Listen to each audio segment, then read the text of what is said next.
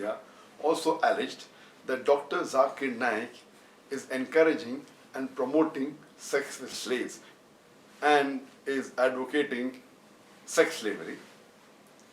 One Muslim lady went to the extent of saying that Zakir is equating wives with slaves. All these are allegations and they have got no authentic proof. Yes, I'm aware that there were, on few occasions, there were questions asked to me regarding the verse of the Qur'an. And Qur'an says in several places that you can have sex with your wife and that which your right hand possesses. Now this word, that which your right hand possesses, when mentioned in the Qur'an, refers to the female slaves. At the time, in the pre-Islamic age, and in the beginning when Islam came to Arabia, at that time when wars would take place and when captives of wars were there, the ladies that were taken, they were used as slaves.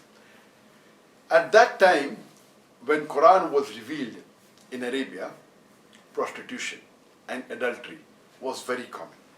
So Quran put a restriction that you could not have sexual intercourse with anyone except those women who you have married, that is your wives, and that which your right hand possesses, that is your slaves.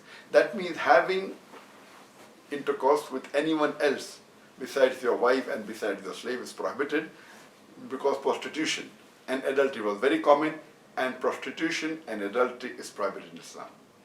Now, slavery has been abolished. So I say in my answer that this was having sex with your wives and with your slaves was meant in the earlier ages when the Quran was revealed. Today, internationally, slavery has been abolished. So there is no question of having sex with your slave today. There are scholars which differ. Some scholars say that slavery is abolished, it will never come back.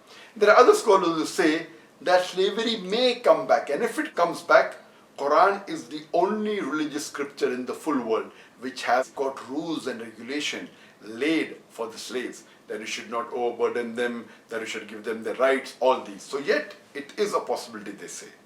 This was the explanation I gave. Now for the Indian media to say that I am promoting sex with slaves is quoting me out of context. And this is very common. It is done by the media. So this is the verse of the Quran. And any Muslim who does not believe in this verse, that means he is going again to the teachings of Allah subhanahu wa ta'ala, Almighty God. This is the teaching given in the Quran in several places.